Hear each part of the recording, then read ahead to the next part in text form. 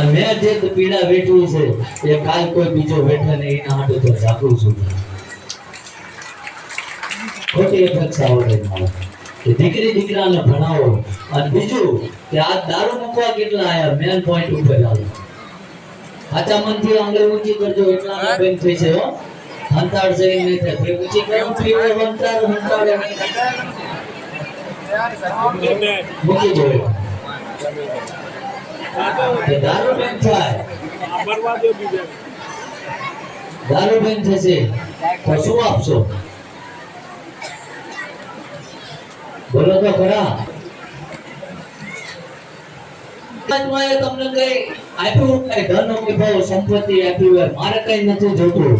કોઈ પોતાની સ્કૂલ, પોતાના ગામમાં સ્કૂલ હોય, કોઈ કોલેજ હોય, અને કોઈ મિડલ ક્લાસ ના દીકરી દીકરા ભણવામાં હોશિયાર હોય, અને થોડીક પૈસાની અછતના કારણે એના મા બાપને એનું ભણતર છીનવવું પડતું હોય, તો એ સ્કૂલ કોલેજની મુલાકાત લેજો અને એવું કહેજો સાહેબોને કે આ દીકરાને દીકરીને જે ભણવાનો ખર્ચો થાય એ હું આપી દે.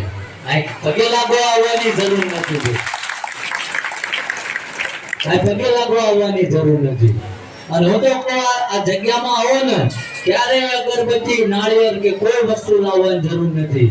એ 1000-1500 રૂપિયા તમે ખર્ચો કરો છો ને, ગામમાં પાડોશમાં એક ઘર કદાચ ભૂખ્યું રહેતું હોય ને એને કિલો તેલ લાવી દેજો. કાયમ માટે દીવો તમારે અંધારા મનમાં એ ભગવાન આગળ હું દીવા કરવા ગયા. મારો ઠાકર એમ કહે છે કે 9 વર્ષ જે ઉકાળામાં પડ્યો રહ્યો, દીવો નહીં, કોઈનું નાળિયેર નથી પાડ્યું, તો આ 24 કેરેટની ઊંધેર નથી આવી. હવે હું આવવાની બોલાવી કશું જોતું નથી. તમારા હૃદયનો ભાવ કરો. અને કદાચ આ 25-30 રૂપિયા નાળિયેર અગરબત્તીમાં બગાડો છો ને, એ ગરીબ માણસને કોકને રોટલો આપી દેજો. આ નાળિયેર લાવવાની જરૂર નથી. શું થશે? એ નાળિયેર પડ્યા રહેશે, અમારે હોમી દેવા પડશે. પરમાત્માની ક્યાં જરૂર છે? ગુલાબના હાર લઈને આવશો અને ગામમાં કોકના જીવનમાં કાંટા નાખશો તો મતલબ છે. કોકને કઈ ના આવડે ને તો ગામને નડવાનું કોઈ કરજો મરજો તોય મોટો ધર્મ છે. પગે લાગવા જવાની જરૂર નથી. સમજાય બધાને?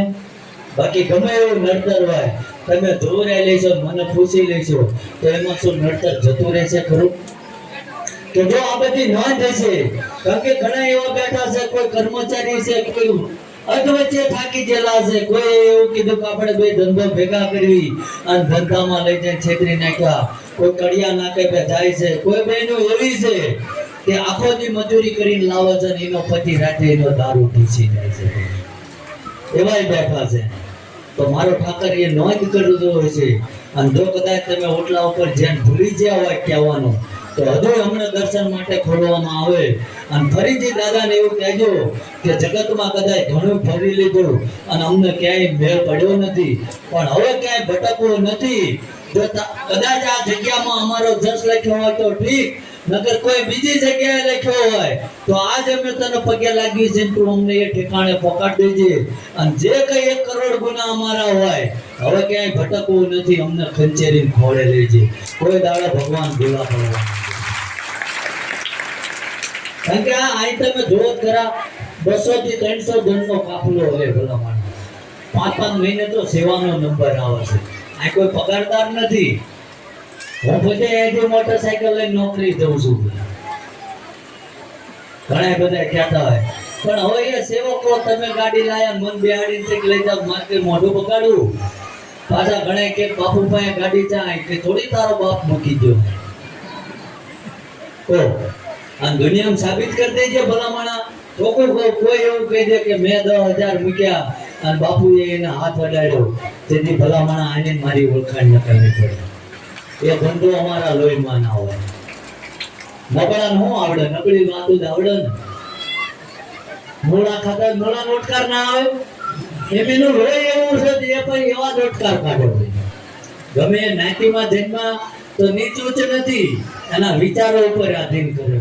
અને આ જગ્યા વિશે જાણતા ના હોય, બોલવાનો અધિકાર નથી. આ જગ્યામાં શું થાય એ જાણતા નથી તો બોલવાનો અધિકાર ક્યાં છે આપણને? ક્યાં એમના બાપ દાદા નક્કી જાય. અને આવતા હોય ના આવે ચાય નું લઈને માર દીવો કરવો હોય, મારો ભગવાન ના પાડે દીવાની જરૂર નથી.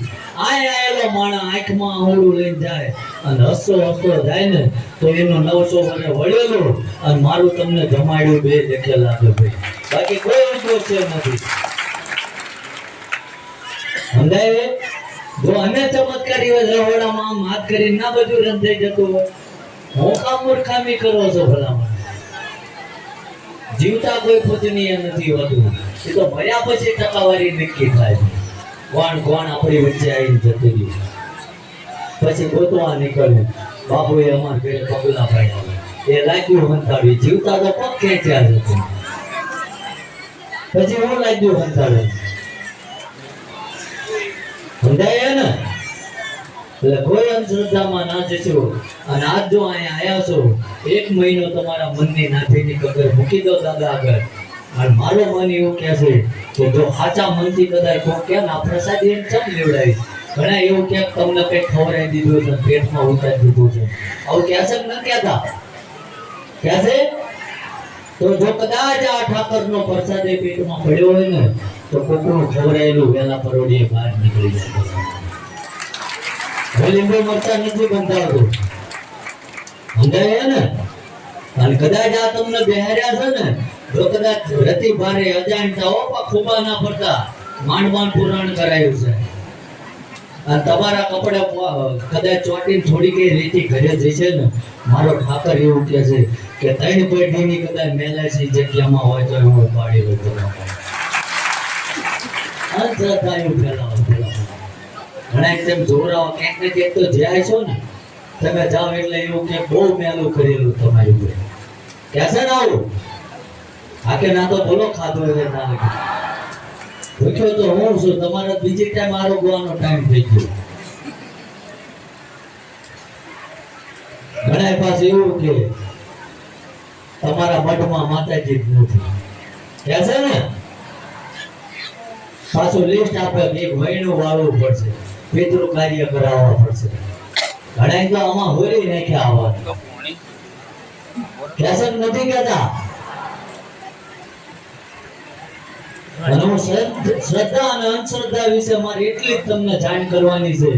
બાકી જેને લાગવાનું હોય છે એને છૂટી જશે, બાકી જેને ભટકવું છે એની માટે આખી જિંદગી ભટકવામાં જવાની છે. કે આજ આ કોઈ માતાઓ બેઠી છે અને એનું બાળક એવી અંદર હિંચકામાં હોરાઈને આયા છે અને એ બાળક રોતું હોય તો એ માતા આ પ્રવચન સાંભળવા રહે છે, પહેલા એના બાળકને સાનું રાખવા દે છે. તમારા માટે સાંભળવું છે મારે. તો જો આપણે રોતા હોય તો આપણી કુળદેવી રહે ખરી, ગમે આવે અહીંયાથી દોડીને આવે, પણ આપણે રોતા નથી આવડતું. ખોટી જગ્યાએ જઈને રોવો છો ને એ તમારો દુરુપયોગ કરે છે.